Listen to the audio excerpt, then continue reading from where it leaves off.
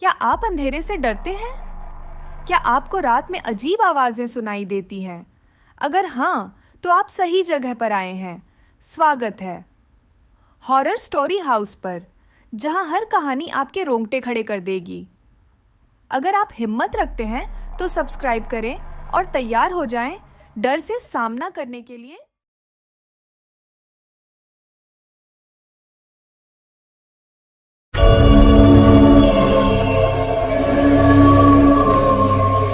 किसी भी समाज में बुरी शक्तियां और भूत प्रेत की कथाएं हमेशा से ही मनुष्य के दिल और दिमाग में एक अलग प्रकार का डर और रहस्य उत्पन्न करती हैं। इन कथाओं का एक आम विषय होता है प्रेम। लेकिन जब प्रेम का सामना किसी अजनबी शक्ति से होता है, तो वो पूरी दुनिया को हिलाकर रख देता है।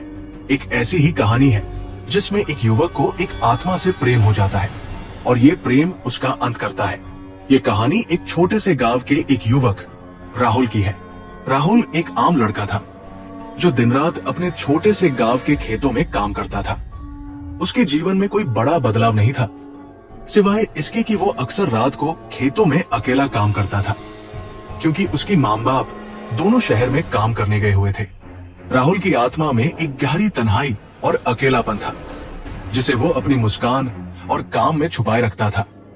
लेकिन एक दिन राहुल की जिंदगी में ऐसा मोड़ आया जिसे उसने कभी नहीं सोचा था। ये मोड़ एक रात हुआ। राहुल रात के वक्त खेतों में काम कर रहा था। चांद की रोशनी में उसकी छाया एक बहुत अजीब सी लग रही थी। अचानक उसे एक हल्की सी आवाज सुनाई दी, जैसे किसी के रोने की आवाज हो। पहले तो उसने इसे अनसुना कर दिया, लेकिन फिर वो आवाज धीरे धीरे तेज होती चली गई। राहुल ने सोचा कि शायद किसी जानवर का शिकार हो गया है या फिर कोई गांव वाला मदद मांगने आया है। वो धीरे धीरे उस दिशा की ओर बढ़ा जहां से आवाज आ रही थी। जैसे ही वो एक पुराने बगीचे के पास पहुंचा, उसकी नजरें एक लड़की पर पड़ी। वो लड़की सफेद कपड़े पहने हुई थी और उसका चेहरा बिल्कुल सफेद था, जैसे किसी ने उसमें से सारी रंगत निकाल ली हो। लड़की की आंखों में एक गहरी उदासी और वेदना थी, जो राहुल के दिल को छू गई। तुम कौन हो? राहुल ने डरते हुए पूछा। लड़की ने कोई जवाब नहीं दिया, बस एक हल्की मुस्कान के साथ उसकी आंखों में घूरने लगी। राहुल ने उसे फिर से पुकारा, क्या तुम ठीक हो? लेकिन लड़की ने केवल सिर हिलाया और मुंह में कुछ बुदबुदाई। राहुल को यह सब बहुत अजीब लगा, लेकिन फिर भी वो उसके पास गया और पूछा, क्या तुम्हें मेरी मदद चाहिए? लड़की ने धीरे से सिर हिलाया और फिर बगीचे के अंदर की ओर इशारा किया। राहुल थोड़ा और डरा हुआ था, लेकिन उसकी मदद की भावना उसे उस लड़की के पीछे जाने के लिए मजबूर कर रही थी। वो धीरे धीरे बगीचे के अंदर दाखिल हुआ और लड़की के पीछे पीछे चलता गया। वो बगीचा बहुत पुराना था और वहां की हवा में कुछ अजीब सा महक रहा था। फिर अचानक लड़की गायब हो गई। राहुल हड़बड़ाते हुए इधर उधर देखने लगा। उसकी धड़कन तेज हो गई। तभी एक हल्की सी आवाज सुनाई दी, तुम मेरा साथ दो राहुल।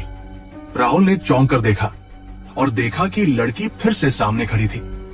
वो लड़की अब बहुत करीब आ चुकी थी और उसकी आंखों में एक अजीब सी चमक थी। लड़की ने उसे धीरे से कहा, मुझे तुम्हारा प्यार चाहिए राहुल, तुम मेरी मदद करोगे? राहुल का दिल धड़कने लगा और वो चुप रहा। लड़की ने फिर उसे कहा, तुम अकेले हो और मुझे भी तुम जैसा ही अकेलापन महसूस हो रहा है। अगर तुम मुझे अपना प्यार दो तो मैं तुम्हें हमेशा के लिए अपना बना लूंगी। राहुल की स्थिति बहुत अजीब हो गई थी। वो समझ नहीं पा रहा था कि ये सब क्या हो रहा है, लेकिन एक अजीब सी आकर्षण और दिलचस्पी ने उसे लड़की के पास खींच लिया। उसने धीरे से कहा, तुम कौन हो? क्या तुम एक आत्मा हो? लड़की ने हाँ में सिर हिलाया और बोली, मैं एक आत्मा हूं जो वर्षों पहले इस बगीचे में मरी थी। मैं अकेली हूं और अब तुम्हें ढूंढ रही हूं।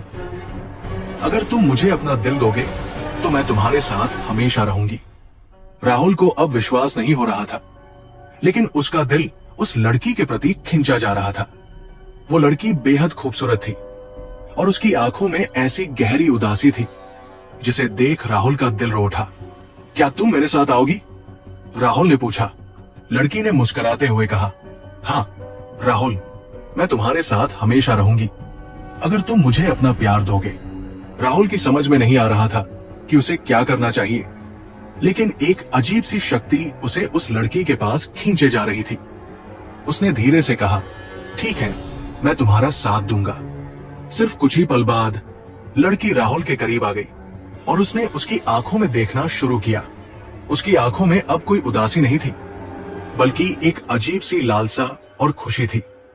राहुल की धड़कनें बढ़ गई और वो महसूस करने लगा कि लड़की की उपस्थिति अब उसे नियंत्रित कर रही थी।